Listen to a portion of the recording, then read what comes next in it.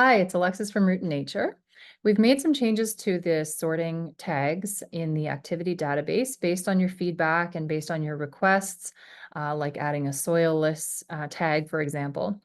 The first change, as you'll see here, is that we've added an activity database sorting explanations document. So in this document, you'll see all of the different sorting options and a little explanation about what they mean. Sometimes they're obvious and self-explanatory, but sometimes you might wonder how exactly are they making those decisions, and this document explains how.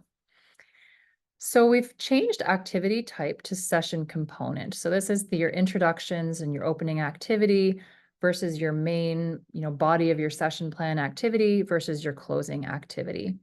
We've added a brand new activity type section. So we've sorted by horticulture activities, botanical arts and crafts, sensory, mindfulness and meditation, culinary, games and trivia. We've moved that from the resource library to the activity database for you.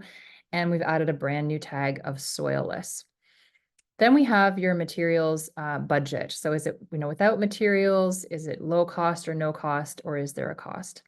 Your domains of wellness remain unchanged. Your seasons, indoor, outdoor. Physical exertion, we've also made an adjustment. So to be crystal clear, rather than just yes or no, we have vigorous physical exertion, moderate, gentle, or no physical exertion. Population or cognitive abilities and can be completed virtually have not changed.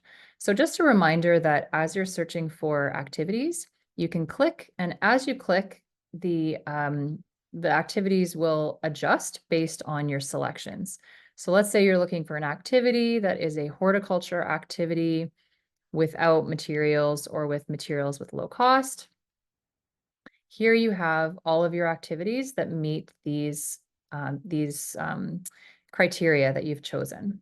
And when you click on the activity, as a reminder, you get your materials and tools required and your step-by-step instructions. And sometimes you'll have templates that are linked here that you can use and download and print as you wish.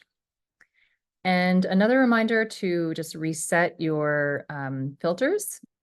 So that is your tour of the activity database. If you have any questions, as always, please feel free to reach out to Katie or me. We're always happy to hear from you.